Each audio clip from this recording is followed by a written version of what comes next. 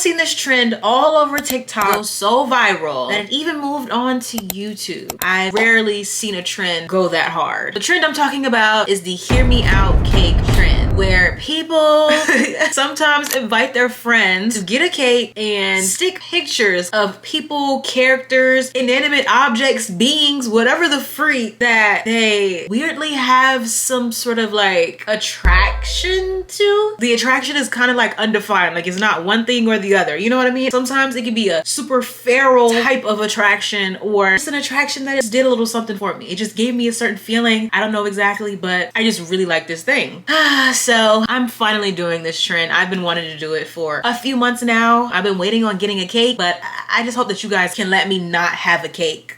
I just don't want a cake. I just don't want to be wasteful. I'm not gonna eat the cake.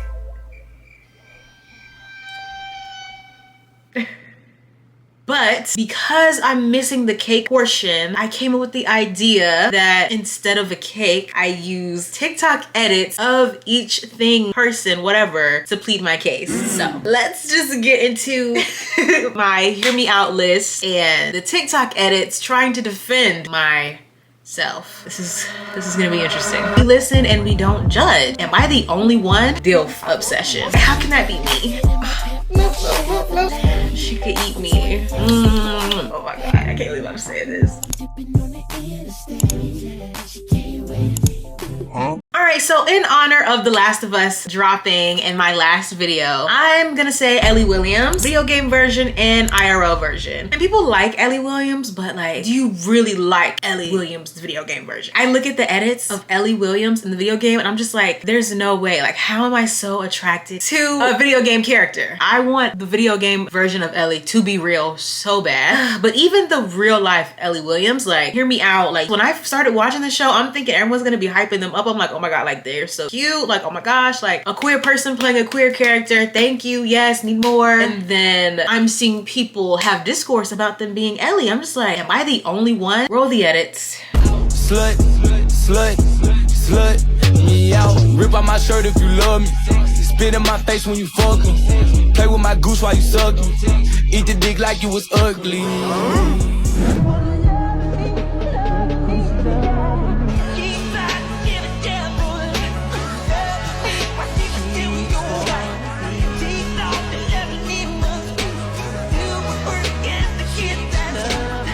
Next on my list is the three main characters of El Dorado, the movie.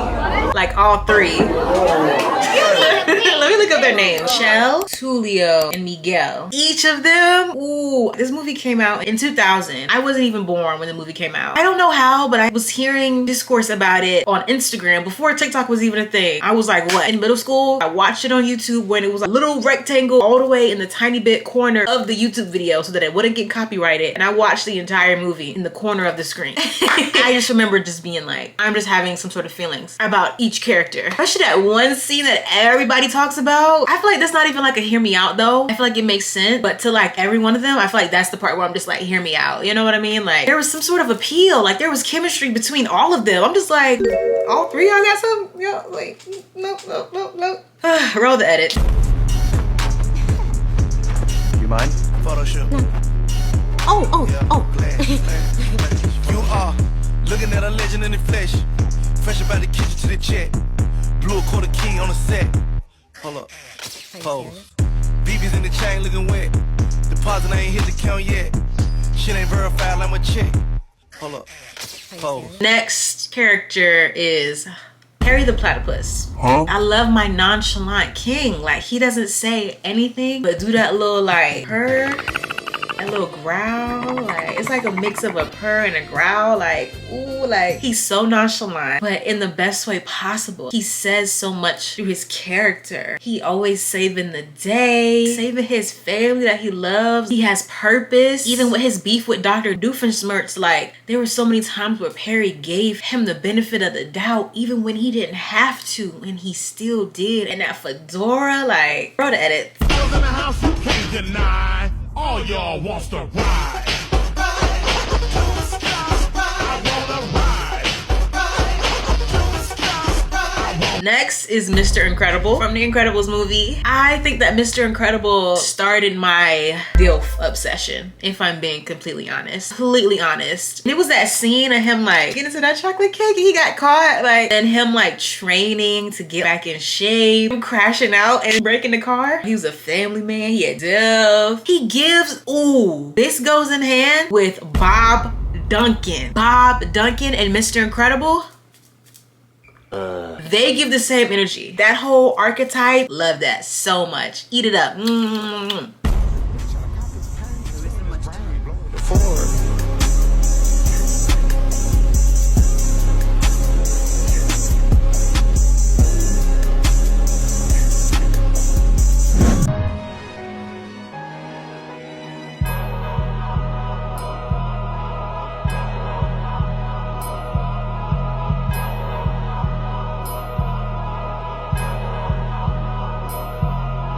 Speaking of The Incredibles, I'm gonna say Evelyn from the second one. When that movie came out, I feel like I was still like coming to terms with my sexuality and stuff, and her character just confirmed it. Every scene between her and Mrs. Incredible, the tension was insane. You could cut it with a knife. You know what they say, the saying? Yeah. I'm just like, is this canon? Or is it just me? Like, am I tripping? Or is this gay? Like, the mannerisms of her character, the short cut, she was just so just like anti-hero. Ooh, love Evelyn. Nah. Using you is better.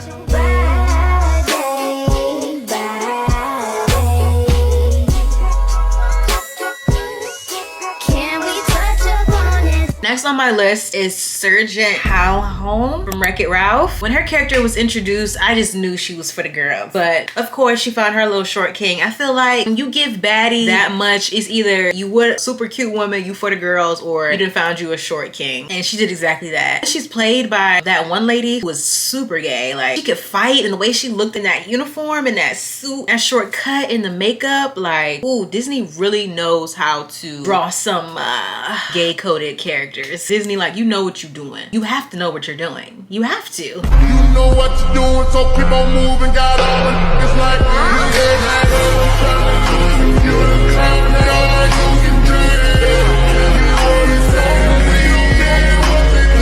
y'all, this one is, I'm honestly embarrassed to say this one. I'm gonna just say it. Just get it off my chest. Hear me out. We listen and we don't judge. The bun from Sausage Party.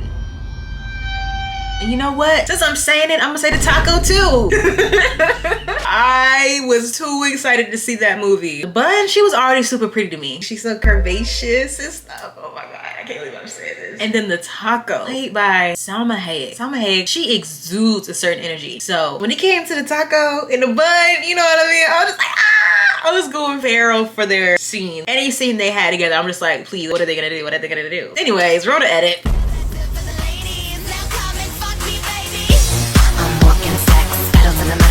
I'll be grinding out the diamond OG. I'll light up the joint, I'm trying to OD like, oh, that's that shit I like. Kinda bugging off the mid, bitch, you alright? Now why y'all worry about the fuck I do?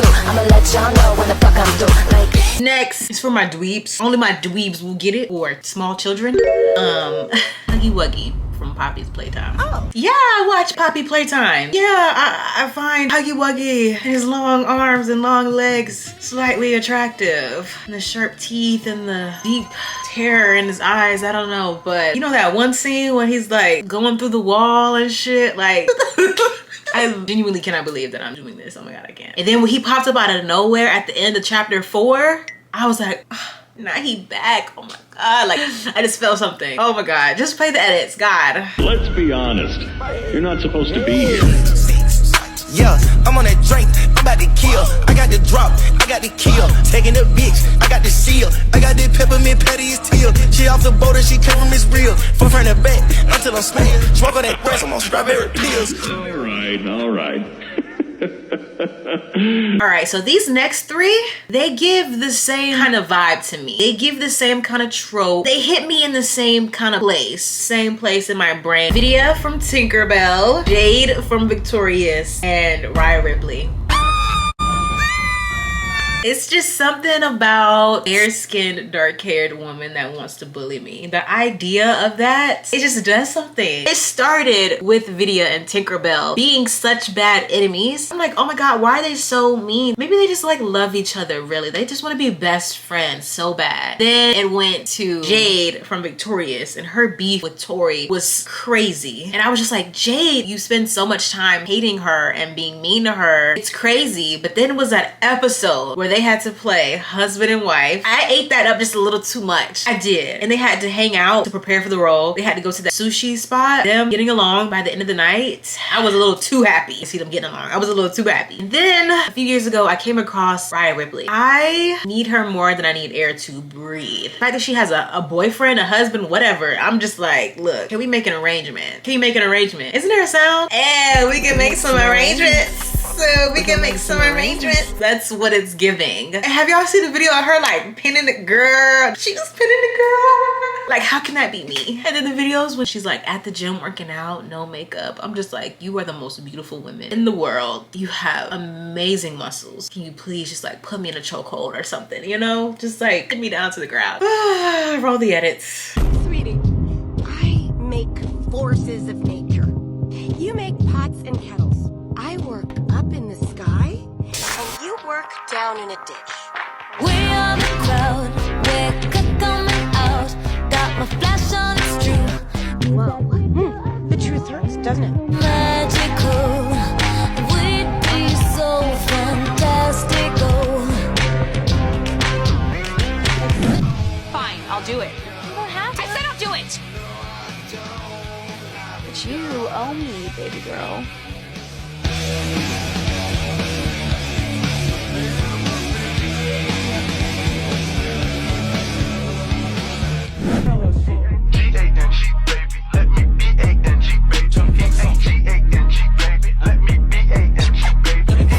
This one is a little like, it's weird because it's like, have you ever liked something that you originally like kind of were like disgusted by? This is what this one kind of is for me.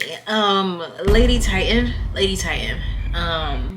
Initially when I first saw her appear on the screen, I was like, what? But shortly after, seeing her figure, seeing how she moves, seeing how she fought, you know, she got that little bob and shit, like body tea and shit, you know what I mean? Like, she could eat me if she wanted to, you know. If she wanted to. Anyways, I'm done embarrassing myself. But am I? Oh my god. Just play the freaking edit. Trapping in Atlanta. Ball 3, 4, 5 family. Birds and scammers. Crocodile break for your members. 47 racks on Santa. Bird beard mink on camera. All right, this one is like really crazy. Like, you really have to hear me out on this. You have to hear me out on this. Only the ones that get it will get it. Monster House. The house in Monster House. The Monster House in Monster House. I don't know how to explain this attraction. I have no clue how to explain it. I just had some weird sympathy for the house when I was a kid. And then when I found out the storyline behind the house, I'm just like, oh, you have depth. You just need someone to save you. And if you know me, you know I am Captain Save a Hoe. I see someone that's broken and I'm like, I can fix that. Oh my god, like the house has depth and it's doing it out of love too. Like, oh my god, that is just so weirdly hot. Weirdly, I know. I'm not even gonna sit here and try to explain it anymore. I will sound insane if I do. Just play the edit and move on.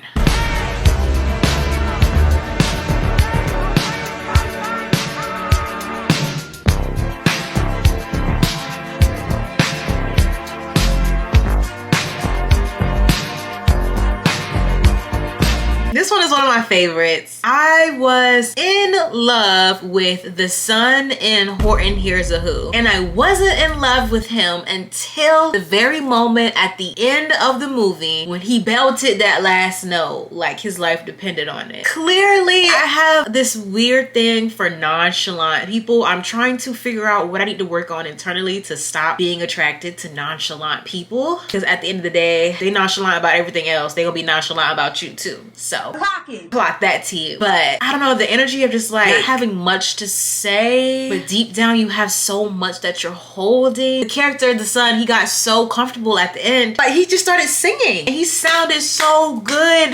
Like he hit that note. I already was enjoying the movie so much. And then the son came out and hit a Mariah Carey. Like, are you kidding me? Of course, little 10-year-old me was gonna fall in love with him. It was just too good. It was just too good.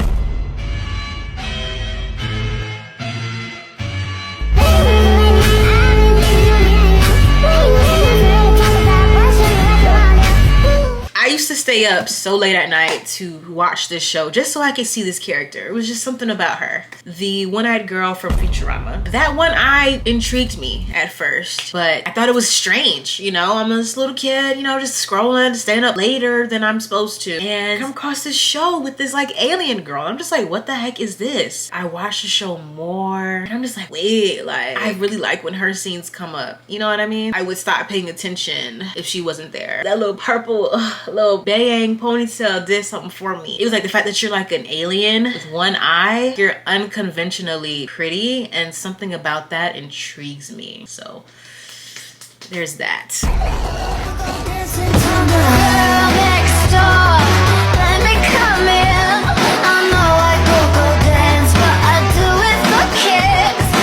This one you really got to hear me out, and not everybody's gonna get it. The DVD symbol, but only when it hits perfectly in the corner. I will not be explaining any further. Slay!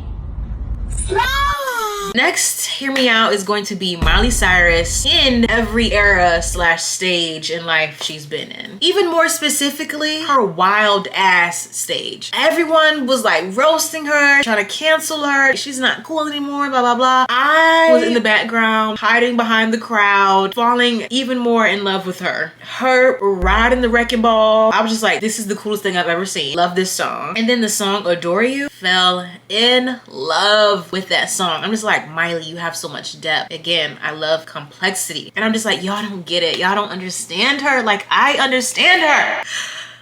And then she did this cover to Why'd You Only Call Me When You're High. And I'm just like, yeah, y'all sleeping on her. I love me some Miley Cyrus at every stage in life. You know, everyone loves her again. And I have always been on the Miley Cyrus train, okay? Even since Hannah Montana, so.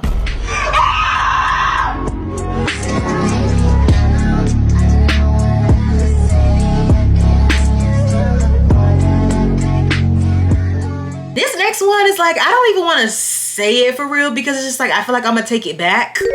But I'm gonna say these three people: Phantom, Duke, and Agent. Phantom, he a little light-skinned, Dominican, little chubby boy that's funny. Like, he got a little personality on him. He funny. He handsome. Every time I see a little edit of him, I'm like, dang, like he kind of cute, whatever. And then when he speaks Dominican, I'm just like, oh.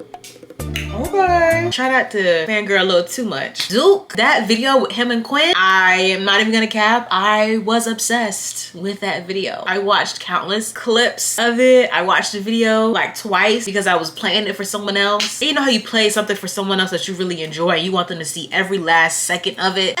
That's how I was. But like, he's kind of cool. Like, he's not like nonchalant in like the regular nonchalant kind of way. Like, if you just ask him some questions, he'll answer. That type of nonchalant, which I think is a very attractive characteristic. And then Agent, I feel like this one I really got to explain. I don't know, he's like educated, he's kind of smart. When I watch his videos, I'm like, wait, like he's kind of funny too. Like, he's entertaining as well. The fact that he was able to like lose a lot of weight, I just think that just shows like a lot of character. You know, that's like a really cool thing to be able to do. So he's cute too, you know. Yeah. I'm not gonna go too far into that though, because I do have a digital footprint, and I do not want to be like Quinn and saying something that I'm gonna regret later.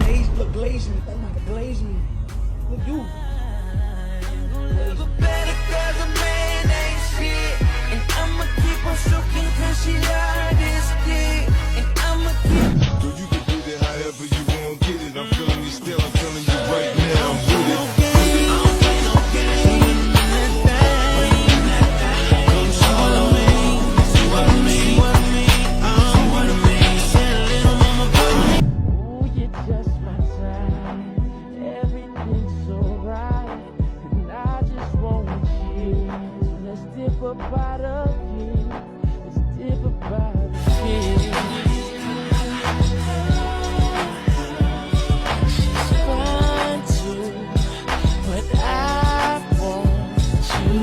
And then my very last, hear me out, is The Grinch. But more specifically, Jim Carrey's Grinch. That Grinch, yes. Again, the complexity. When I saw his backstory of him basically being adopted and being bullied, and that was his whole origin story, and he liked that lady. Ooh, like, I'm just like, oh my God. You have complexity, but you have a heart, and you like this girl. Oh my God. You got bullied. Like, please, I will save you. Like, if that lady don't want you, I will take you. And just the character arc, the development. Jim Carrey is tall, so the Grinch was tall. You know what I mean? And then there's the fact at the end that he just like saved the day. Emotional intelligence, his heart grew, he became a better person and bagged the baddie by being himself. Wow, I get a little too excited every time Christmas comes around and watch that movie. Just a little too excited, you know what I mean? Yeah. I wonder if it's green. Oh!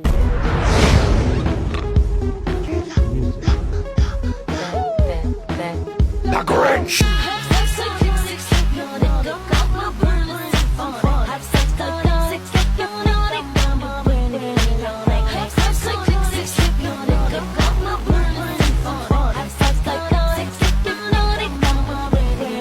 Anyways, that is my hear me out list featuring the edits to plead my case. I hope that this video is not a hard watch. I hope that I have not embarrassed myself. I hope that I have not tarnished my bloodline by posting this. I hope that this video resonates with you guys, and I hope that you guys enjoyed. I had a lot of fun filming this, but comment down below some other video ideas for me. I will see you guys in my next video. Make sure that you are subscribed and turn on the post notification so that you are notified whenever I post, because you're gonna want to see my videos, like, especially if you made it this far, you know what I mean? I will see you guys in the next one. Bye.